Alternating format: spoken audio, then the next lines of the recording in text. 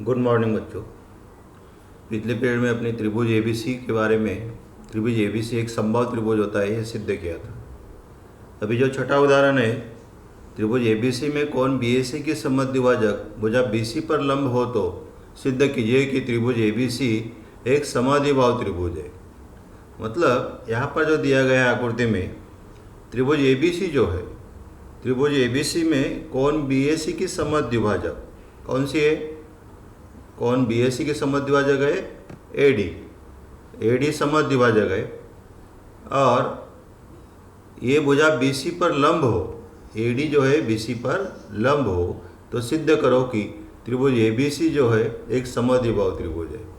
त्रिभुज एबीसी में कोण बीएसी की समद्विभाजक भुजा बीसी के बिंदु डी पर लंब है। त्रिभुज एडीबी तथा त्रिभुज एडीसी, इन दोनों में कोण बीएडी सर्वांग सम कोण सीएडी, रेख एडी सर्वांग सम रेख एडी सामान्य भुजा, और कोण एडीबी सर्वांग सम कोण एडीसी, कारण प्रत्येक कोण 90 अंश का, इसलिए वो समकोण है। वो दोनों त्रिभुज जो है, कोण त्रिभुज एडीबी सर्वांग सम त्रिभुज एडीसी, कौन सी कसौटी? को भू को कसौटी के अनुसार ये दोनों त्रिभुज सर्वांग सम है। रेख ए बी सर्वांग सम रेख एसी, कारण सर्वांग सम त्रिभुजों की संगत भुजा। तो अपने को जो सिद्ध करना था कि दो भुजा समान आ गई त्रिभुज की, ए बी और ए सी, दो भुजा समान है तो एक कौन सा त्रिभुज होगा? समद्विबाहु त्रिभुज।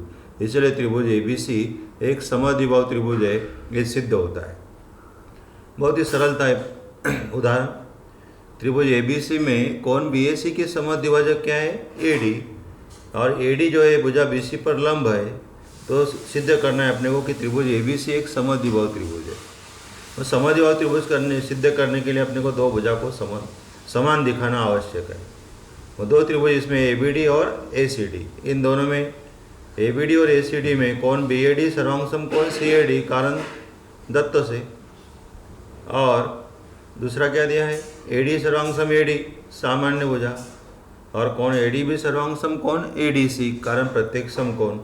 तो ये दोनों त्रिभुज जो है सर्वांग सम है भू को कसौटी के अनुसार। कौन सी कसौटी? दो कोण और उसके बीच में समाविष्ट भुजा, तो को कसौटी। इसलिए दोनों त्रिभुज सर्वांग सम है, तो उनकी संगत भुजा जो होती है ए बी और ए सी, ये सर्वांग सम है, और दो भुजा समान हो तो ये समद्विबाहु त्रिभुज होगा, इसलिए ये सिद्ध होगा। दूसरा उदाहरण देखो। आकृति में रेख एडी तथा रेख बी त्रिभुज एबीसी के शीर्ष लंब है। एडी और बी ये दोनों जो है शीर्ष लंब है, और ए बराबर क्या है? बीडी। तो सिद्ध करो कि एडी सर्वांग सम बी, ए बराबर है बी, ए बराबर बीडी है, और सिद्ध करना है अपने को एडी और बी ये दोनों समान है, सर्वांग सम। त्रिभुज एडीबी तथा त्रिभुज बीईए, एडीबी और बीईए, ये दोनों त्रिभुजों में कोण एडीबी सर्वांग सम कोण बीईए, एडीबी मतलब डी कोण और ई कोण दोनों कैसे? समकोण है, दत्त में दिया हुआ है। कर्ण ए बी सर्वांग सम कर्ण ए बी, कारण डी के सम्मुख भुजा है बी ए बी, और ई के सम्मुख भुजा भी कौन सी है? A B. ये दोनों जो भुजा है, मतलब दोनों कोणों की सम्मुख भुजा कौन सी है? ए बी है, तो सामान्य भुजा मतलब वो कर्ण है।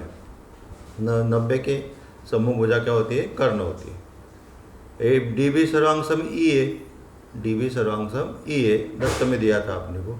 इसलिए दोनों त्रिभुज जो है, त्रिभुज ए डी बी सर्वांग सम त्रिभुज बी ई है, कर्ण भुजा कसौटी। कौन सी कसौटी? कर्ण भुजा, कारण ये कर्ण और ये भुजा, कर्ण भुजा कसौटी से ये दोनों त्रिभुज सर्वांग सम है।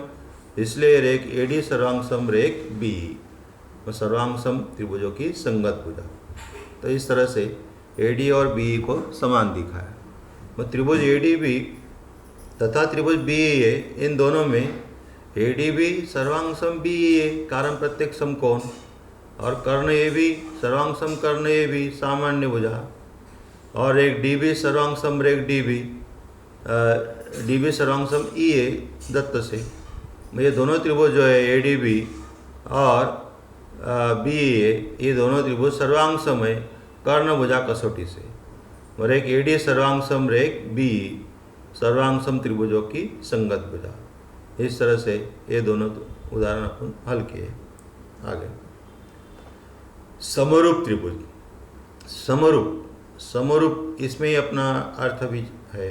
सम मतलब समान, रूप एक जैसे दिखने वाले। ये जो है एक जैसे दिखने वाले, जो भी मानव हो, प्राणी हो और कुछ पेड़ पौधे हो, तो उसे क्या कहते हैं? समरूप कहते हैं। अपने को कुछ आकृतियाँ दी गई है इसमें। इस आकृतियों में पहले आकृति देखो त्रिभुज की है, बड़ा त्रिभुज छोटा त्रिभुज। दूसरे में बड़ा वृत्त छोटा वृत्त। तीसरे में बड़ा षटभुज छोटा षटभुज। चौथे में बड़ा चतुर्भुज छोटा चतुर्भुज। प्रत्येक भाग में दिखाई गई दो आकृतियों का आकार समान है, परंतु वे आकृतियाँ छोटी बड़ी है, अर्थात वे सर्वांग सम नहीं है। ये जो आकृतियाँ है दिखाई में समान दिखती है, मतलब छोटी बड़ी है परंतु आकार उनका समान है, परंतु सर्वांग सम नहीं है, छोटी बड़ी है। इसलिए ऐसे समान दिखने वाले आकृतियों के रूप समान है, अर्थात ऐसे समान रूप वाले आकृतियों को क्या कहते हैं? समरूप आकृतियाँ कहते हैं। अभी देखो बड़ा ताजमहल और छोटा ताजमहल, आकृति मतलब कोई भी छोटा हो या बड़ा हो, ताजमहल ही है वो, तो इसलिए खाली दिखाने के लिए छोटा बड़ा दिखाया गया, परंतु दोनों कैसे आकार समान है। आकार समान है परंतु सर्वांग सम नहीं है, छोटा बड़ा है, इसलिए ये सर्वांग सम नहीं है, तो क्या है? समरूप है। तो इस प्रकार जो आकृति अपन चारों दिखाएगी ये भी समरूप है, ये ताजमहल की आकृति भी समरूप है। इस तरह से समरूप और सर्वांग सम, इनमें अंतर ध्यान में आया होगा तुम्हें। समरूप इसका अर्थ होता है आकार समान, और सर्वांग सम मतलब आकार भी समान और ऊंचाई लंबाई चौड़ाई भी समान।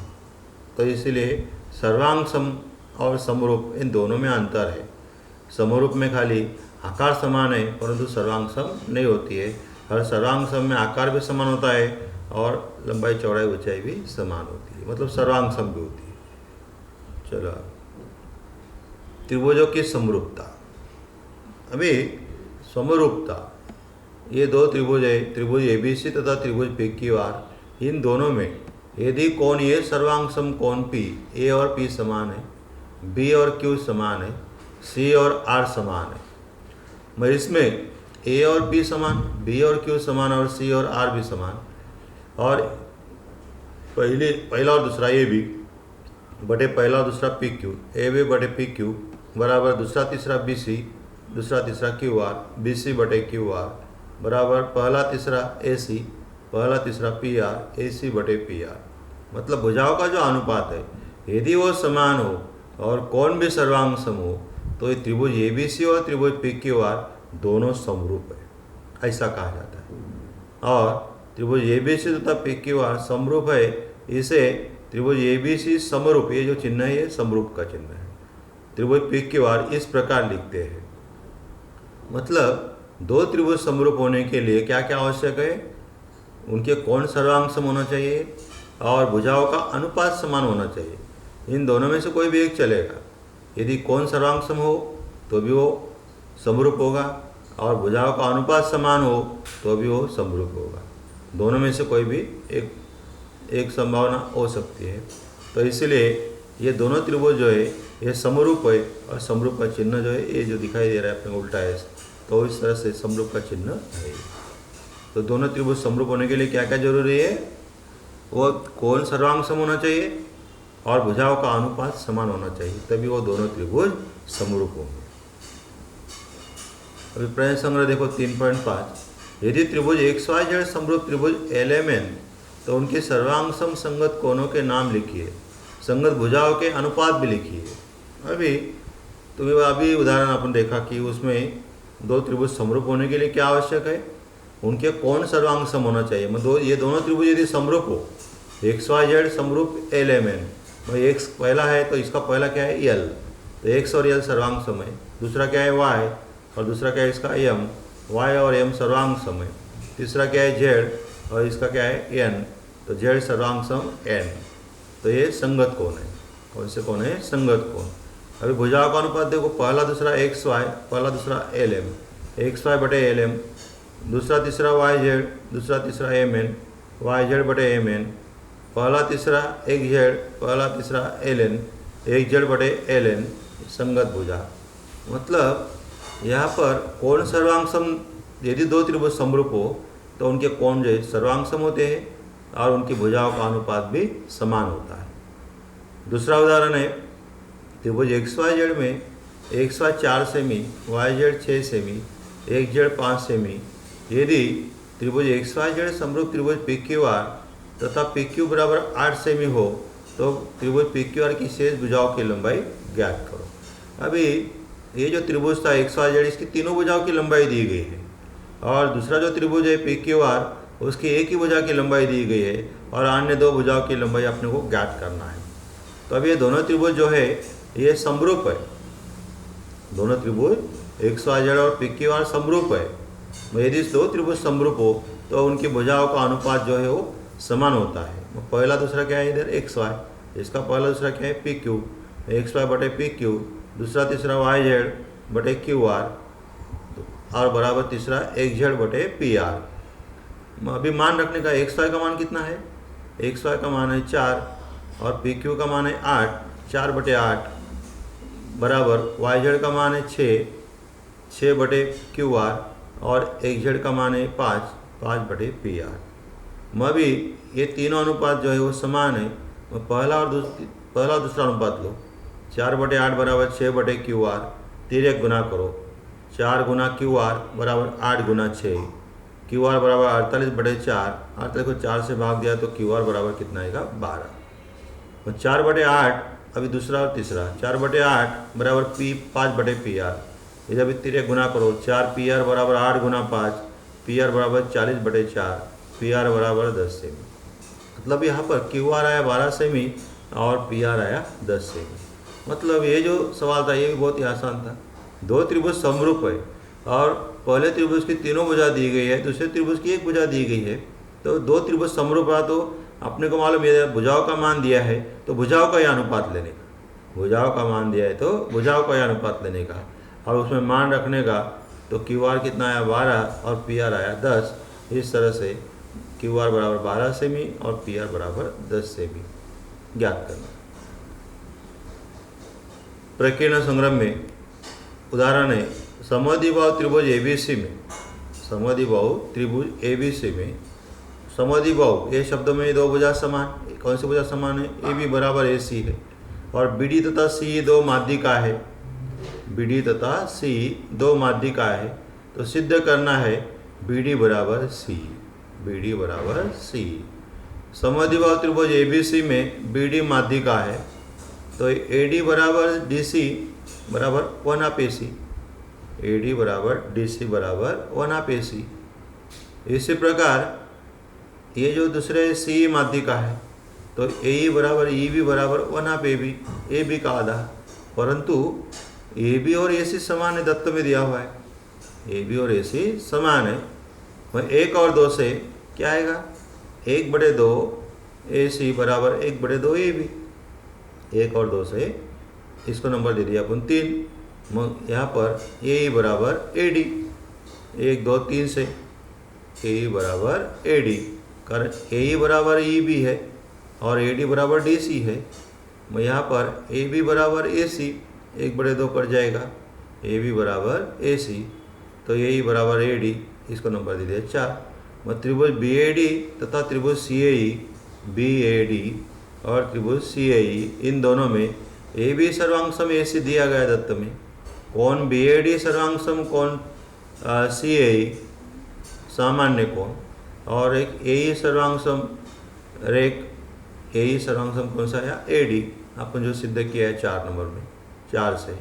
त्रिभुज बी ए डी सर्वांगसम त्रिभुज सी ए ई, बी ए डी सर्वांगसम सी ए ई, भू को भू कसौटी, दो भुजाओं के बीच में कौन है इसलिए भू को भू कसौटी, और एक बी डी सर्वांगसम और एक सी सर्वांगसम त्रिभुजों की संगत भुजा, बी डी और सी जो है वो समान आया। तो यहाँ पर जो है त्रिभुज ए बी सी एक समद्विबाहु त्रिभुज है और समद्विबाहु त्रिभुज मतलब दो भुजा समान। मग यहाँ पर बी डी जो है ए सी की माध्यिका है इसलिए ए डी बराबर डी सी बराबर 1/AC आ गया और सी जो है ए बी के माध्य का है, तो ए बराबर ई बी बराबर 1/2 ए बी।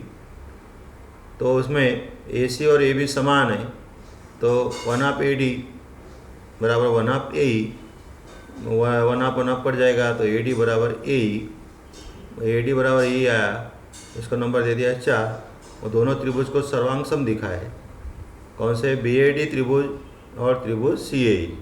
दोनों त्रिभुजों में ए बी सर्वांग सम ए सी दत्त से, कौन बी ए डी सर्वांग सम कौन सी ए ई सामान्य कोण, और ए ई सर्वांग सम ए डी 4 से। तो त्रिभुज बी ए डी सर्वांग सम त्रिभुज सी ए ई कारण भू को भू कसौटी, और रेख बी डी सर्वांग सम रेख सी सर्वांग सम त्रिभुजों की संगत भुजा। तो बी डी बराबर क्या आया, सी। इस तरह से ज्ञात किया। आकृति में त्रिभुज पी क्यू आर में कोई बिंदु एस भुजा क्यू आर पर स्थित है, और सिद्ध करो P Q plus Q R plus R P ये 2 पी एस से बड़े हैं, 2 गुना बड़े, या 2 पी एस से बड़े हैं। त्रिभुज की तीनों भुजाओं का योगफल जो है वो पी एस की 2 गुना से बड़ा है। त्रिभुज कि तीनों भुजाओं का योगफल, अब यहाँ पर त्रिभुज दिया है P Q are. P Q are त्रिभुज में पहले त्रिभुज देते हैं अपन पी क्यू एस लेते हैं, 2 भाग हो गए ना पी एस की वजह से। तो पी क्यू एस में P Q plus Q S ये पी एस से बड़ा है। त्रिभुज की 2 भुजाओं का योगफल तीसरी भुजा से क्या होता है, बड़ा होता है। ये अपना गुणधर्म है। इसी प्रकार त्रिभुज पी एस आर में भी S R plus P R ये भी पी एस से बड़ा है। त्रिभुज की 2 भुजाओं का योगफल तीसरे से बड़ा होता है। 1 और 2 से इन दोनों का योगफल करो, P Q plus Q S plus S are plus P R greater than P S plus P S. 1 और 2 से पी क्यू और क्यू एस और एस आर को जोड़ दो, Q S plus S are, Q S plus S are बराबर Q R आ जाएगा। ये जो है क्यू आर जो भुजा है उसमें Q S plus S are है, तो P Q plus Q R plus P R ये 2 पी एस, मतलब पी एस के 2 गुना से बड़े हैं। इस तरह से ये सिद्ध हो जाता है। त्रिभुज की 2 भुजाओं का योगफल तीसरी भुजा से बड़ा होता है। ये गुणधर्म का उपयोग करके अपन यहाँ हल किया।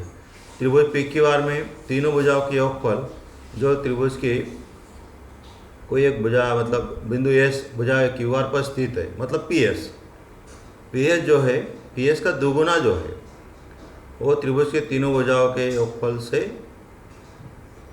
योगफल बड़ा है पी एस से। पी एस के 2 गुना से त्रिभुज के तीनों भुजाओं का योगफल जो होता है वो बड़ा होता है। ये सिद्ध करना है।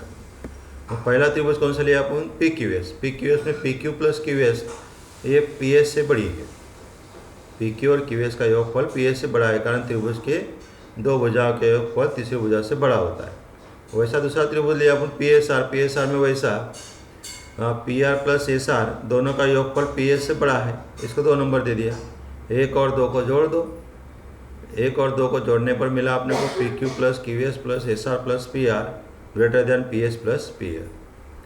P Q plus Q S और एस आर को जोड़ा तो क्यू आर आ गया। P Q plus Q R plus P R greater than 2 P S. इस तरह से सिद्ध हो जाएगा। आकृति में रेख पी टी ये त्रिभुज क्यू पी आर की समद्विभाजक है। रेख पी टी जो है क्यू पी आर की समद्विभाजक है। बिंदु आर से रेख पी टी के समांतर खींची गई रेखा, बिंदु आर से रेख पी टी के समांतर खींची गई रेखा किरण क्यू पी को बिंदु एच पर प्रतिच्छेदित करती है। तो सिद्ध करो पी एस बराबर पी आर, पी एस बराबर पी आर, ये सिद्ध करना। कोण क्यू पी टी सर्वांग सम T P R, Q P T सर्वांग सम टी पी आर, रेख पी टी ये कोण क्यू पी आर की समद्विभाजक है, इसको नंबर 1 दे दिया। रेख पी टी समांतर एस आर, पी टी समांतर एस आर, और पी आर क्या है उसकी तिर्यक रेखा है, पी आर उसकी तिर्यक रेखा है। ये जो कोण है टी पी आर कोण और पी आर एस कोण ये दोनों एकांतर कोण है। कोण टी पी आर सर्वांग सम कोण पी आर एस, इसको नंबर दे दिया अपन 2 नंबर। और पी टी समांतर एस आर तो है ही, पी टी समांतर एस आर, और उनकी तिर्यक रेखा कौन सी है, उनकी तिर्यक रेखा है पी एस। पी एस समझो तिर्यक रेखा होगी, तो कोण क्यू पी टी मतलब ये कोण क्यू पी टी और कोण पी एस आर ये दोनों संगत कोण है। कौन से कोण है, संगत कोण। और संगत कोण सर्वांग सम होते हैं, एकांतर कोण सर्वांग सम होते हैं। इसको नंबर 3 दे दिया। वो त्रिभुज पी आर एस में 1, 2 और 3 से कोण पी आर एस सर्वांग सम कोण पी एस आर, ये और ये दोनों कोण समान है, पी एस आर और पी आर एस 1, 2, 3 से। पी आर एस की सम्मुख भुजा कौन सी है, पी आर, और पी आर एस की सम्मुख भुजा पी एस, मतलब पी आर और पी एस ये दोनों भुजाएं समान होगी, कारण सर्वांग समद्विबाहु त्रिभुज के प्रमेय से। वो पी एस बराबर पी आर वही अपने को सिद्ध करना था, पी एस बराबर पी आर। क्या किया अपन इसमें, ये जो त्रिभुज था क्यू पी आर जो है, क्यू पी आर की समद्विभाजक क्या है, पी टी, और पी टी के समांतर अपन आर एस खींचा, वो ये दोनों इसकी तिर्यक रेखा हो गई पी आर, वो ये दोनों कोण जो है एकांतर कोण समान दिखा है, इसको 1 नंबर दे दिया। फिर पी टी समांतर एस आर है और उनकी तिर्यक रेखा क्यू पी है, तो ये जो कोण है क्यू पी टी और कोण पी एस आर ये दोनों कोण भी संगत कोण है। एकांतर कोण सर्वांग होते और संगत कोण भी सर्वांग सम होते, इसको 2 नंबर दे दिया। इन दोनों में ए और ए समान था और ए और ए समान था, परंतु ये समद्विभाजकों ने कहा ये दोनों कोण सर्वांग सम है और दोनों कोण समान है, इसलिए ए और ए ये दोनों कोण भी समान हो, मतलब कोण एस और कोण पी आर एस ये दोनों कोण भी समान है। आर की सम्मुख भुजा है पी एस और एस की सम्मुख भुजा है पी आर, वो ये दोनों भुजा भी समान होगी, तो इसलिए सर्वांग सम त्रिभुजों की सम्मुख भुजाएं सिद्ध हो जाएगी। आकृति में रेख ए डी लंब रेख बी सी, ए डी जो है बी सी पर लंब है, और रेख ए ई कोण सी ए बी का समद्विभाजक है, ए जो है कोण सी ए बी का समद्विभाजक है। ई डी सी मध्यता है, तो सिद्ध करो माप कोण डी ए ई बराबर 1/2 माप कोण सी माइनस माप कोण बी, 1/2 ब्रैकेट में माप कोण सी माइनस माप कोण बी। इसमें रेख ए ई है कोण सी ए बी का समद्विभाजक, ए ई जो है कोण सी ए बी का समद्विभाजक है। समद्विभाजक इसका अर्थ होता है उस कोण के 2 समान भाग करने वाला। मैं इसमें जो दिया गया है अपने को कि ए ई जो है कोण सी ए बी का समद्विभाजक है, तो कोण बी ए ई सर्वांग सम कोण सी ए ई इसके बराबर अपन x माना, इसको 1 नंबर दे दिया। और बी ए ई बराबर बी ए ई जो है, तो बी ए डी में से डी ए ई माइनस किया तो बी ए ई आएगा, तो ये क्या है अपन बी ए ई का मान x माना हुआ है वो 1 रखा, और B A D minus D A E इसको नंबर 1 से मतलब x का मान x रखा, जो मान अपने x रखा, और डी ए ई का मान निकाला, डी ए ई बराबर B A D minus X, इसको नंबर दे दिया 2। उसके बाद कोण ई ए सी जो है ई ए सी में 2 भाग है, कौन कौन सा, D A E plus D A C, तो D A E plus D A C, फिर उसका भी मान रखा है, ई ए सी का मान अपन माना हुआ है x, तो x बराबर D A E plus D A C. यहाँ पर भी डी ए ई का मान निकाला, x माइनस डी ए सी आया डी ए ई का मान, इसको नंबर दे दिया 3। 2 और 3 से डी ए ई समान है 2 और 3 में, कौन डी ए ई इसको दोनों को जोड़ दो, D A E plus D A E, जोड़ने के बाद कौन B A D minus X plus X minus D A C, D A E plus D A मतलब 2 कोण डी ए ई बराबर B A D X cut जाएगा minus D A C. फिर ये जो 2 गुना है इस साइड आया तो भाग हो गया, 1/2 हो गया, ब्रैकेट में कोण बी ए डी माइनस कोण डी ए सी, इसको नंबर दे दिया 4। कोण ए डी बी बराबर कोण ए डी सी बराबर 90, ये 90 अंश दिए हुए ADB और ADC। और कोण ADB जो है, कोण ADB ये त्रिभुज CAD का बहिष्कोण है। ये जो ADB कोण है ये C और ADAC कोण का योगफल आएगा। ये जो कोण ADC का माप, ADB का जो माप है, ADB का माप DAC और DCA का योगफल आएगा। ADB का माप 90 दिया हुआ है, DAC और DCA मतलब कौन सा कोण, C कोण। फिर C कोण का माप ज्ञात करो तो 90 माइनस कोण DAC आएगा। ये प्लस है तो माइनस हो जाएगा, इसको नंबर दे दिया 5। और ADC जो है ADB का बहिष्कोण है। ADC का भी माप जो है वो कोण B और कोण BAD का योगफल आएगा, तो इन दोनों का योगफल आएगा। ADC का माप 90 दिया हुआ है और ABD मतलब कौन सा कोण, B कोण और प्लस BAD। यहाँ पर B का माप निकालो, ये BAD प्लस है तो माइनस हो जाएगा। इसको नंबर दे दिया 6। 5 में से 6 को घटा दो, 5 में से 6 को घटा दो तो C माइनस B बराबर 90 माइनस कोण DAC पहले ब्रैकेट में माइनस दूसरे ब्रैकेट में 90 माइनस कोण BAD। C माइनस B बराबर 90 माइनस कोण DAC और माइनस 90 और माइनस माइनस क्या हो जाएगा, प्लस कोण BAD। तो 90 कट जाएगा तो कोण C माइनस कोण B बराबर कोण BAD माइनस कोण DAC 7 नंबर। 4 नंबर में ये जो दिया गया है इसका मान, तो उसमें 1/2 BAD माइनस DAC, तो BAD माइनस DAC मतलब C माइनस B, तो इसमें जो है कोण DAE बराबर 1/2 और BAD माइनस DAC की जगह C माइनस B रखा, C माइनस B ये से 4 तथा 7 के आधार से अपन ये लिखा। 7 में इसका मान दिया हुआ है और 4 में ये जो है DAE का मान है, तो कोण DAE बराबर 1/2 कोण C माइनस B, ये 4 और 7 से ज्ञात हो। मतलब ये जो सवाल था इसमें कोण जो है, कोण CAB के समद्विभाजक जो है AE है, क्या है, AE। समद्विभाजक इसका अर्थ होता है कोणों के दो समान भाग करने वाली। तो कोण CAE और कोण BAE दोनों कोणों का माप आपने क्या माना, x माना।